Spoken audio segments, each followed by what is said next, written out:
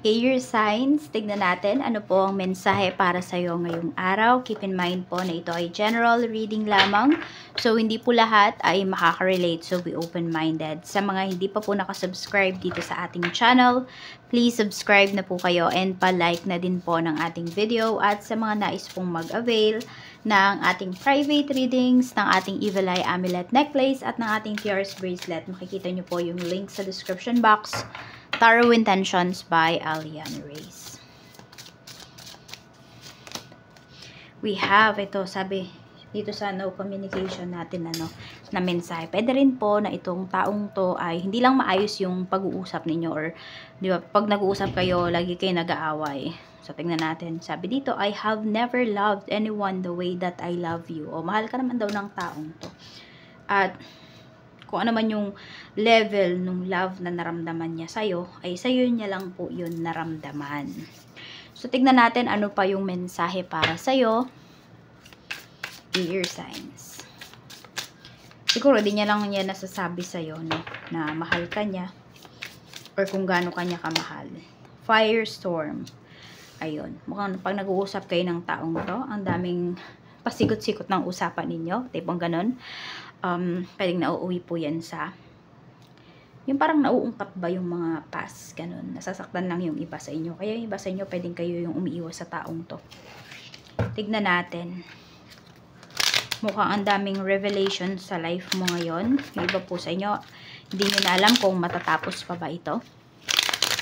Naguguluhan na rin yung iba sa inyo. We have new beginnings. Pero ayan po ang sinasabi ni Universe.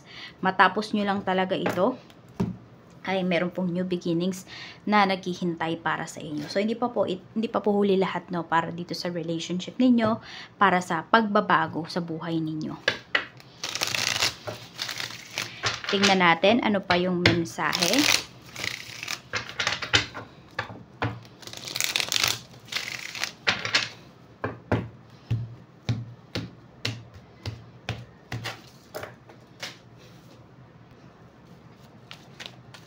Ano pa yung mensahe para sa'yo ngayong araw? We have the world. Kasi, diba, may endings din talaga na pinapakita sa'yo dito. Endings, and also, may celebration. So, ano ba yung mga kailangan ninyong tapusin? Air signs. Ayan. Okay, tingnan natin. We have 4 of Cups. Naiinip na yung iba sa inyo. Yan yung nararamdaman ninyo. Meron ba kayong ka-meet up ngayong araw na ito? So, parang inip na inip kayo sa taong yan. We have Page of Wands. Medyo magkikikumilos yung taong to. Mabagal ba? Mabagal kumilos. Parang dami niyang inaayos, no? Sa kanyang katawan, ang dami niyang kolorete, ganyan. We have Ace of Cups. Yan po. So, siguro naiinip lang yung iba sa inyo. Pwedeng anak nyo to, pwedeng asawa nyo, medyo mabagal siyang kumilos, ganyan. Tignan natin. Or, pwedeng anak nyo po ito, oh. Ayan. So, pwedeng meron siyang alam mo yung magiging proud kayo sa kanya, pwedeng meron siyang ano sa school. Meron siyang, ano yun, award sa school. Parang hindi niya lang sinasabi sa inyo. Kasi ito, may isi-celebrate talaga kayo. Ayan po. Tignan natin. We have 10 of Wands. Or pwede rin naman kayo yan sa trabaho. Baka hindi pa ina-announce, diba? Yung ibibigay po sa inyo na awards. We have 4 of Swords.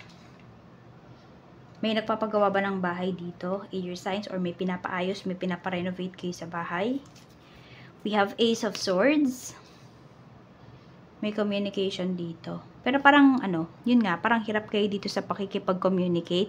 Or medyo hirap yung iba sa inyo na sabihin talaga yung nararamdaman ninyo. Yes, masalita yung iba sa inyo, air signs, or may nasasabi naman kayo. Kaya lang kasi parang ang nangyayari, mabigat yung mga nasasabi nyo.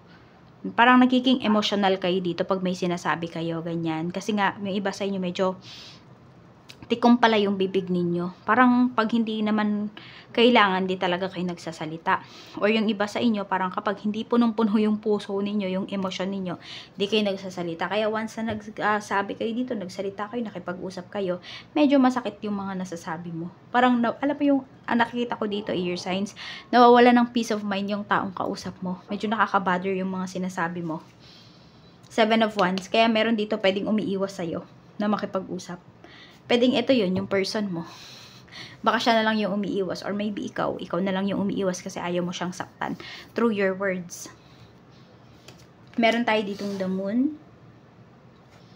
Meron tayo ditong Page of Pentacles. So, medyo confused kayo dito kung ano ba yung iti-take ninyo. I don't know kung meron bang magmamasteral dito. Yung tipong ganyan. Hindi nyo alam kung magmamasteral ba kayo, magdodoktoral ba kayo.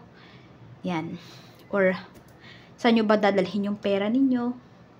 Or, sabihin natin, sa pag-aaral po ng inyong mga anak, kung meron man dito nagpapaaral, hindi nyo alam kung makakapag-aral pa ba sila next year, yung tipong ganon. So, medyo nako-confuse yung iba sa inyo dito.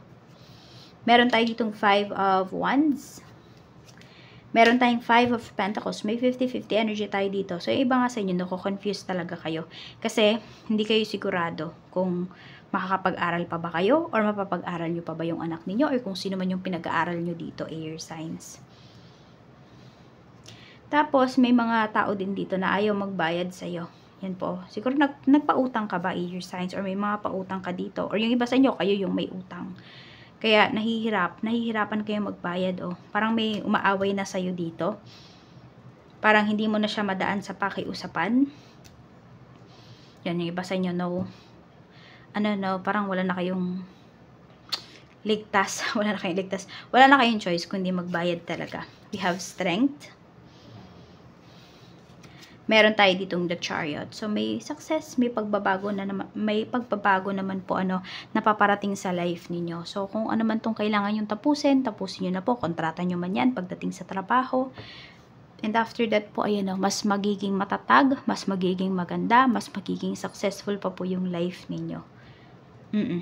Minsan yung akala natin na kinakapitan natin yung bagay na akala natin na magpapaunlad sa atin, hindi pala yun yung magpapaunlad sa atin.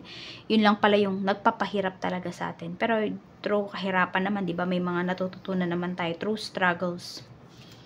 We have 6 of Wands. Yung iba nga sa inyo, dito sa bagong pupuntahan ninyo, lugar man yan, bansa, pwedeng dyan nyo po makilala yung taong papakasalan ninyo, o yung taong para sa inyo. Okay, may kontrata din dito na pinapakita. So, pwedeng mabibigyan po agad kayo ng kontrata dito. O yung iba sa inyo, itong pinapakita na to, is magiging matalino po talaga kayo.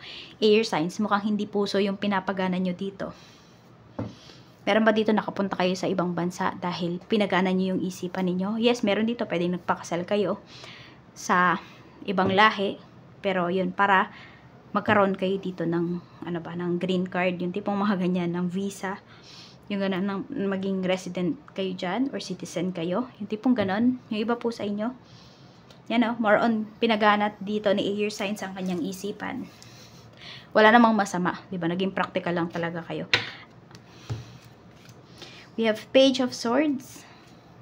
And we have 3 of Pentacles. Yung iba sa inyo, kaya nyo ito ginawa dahil sa mga anak po ninyo. Yan, baka meron na kayong anak. Yan. Future talaga nila yung iniisip mo. We have 9 of Wands.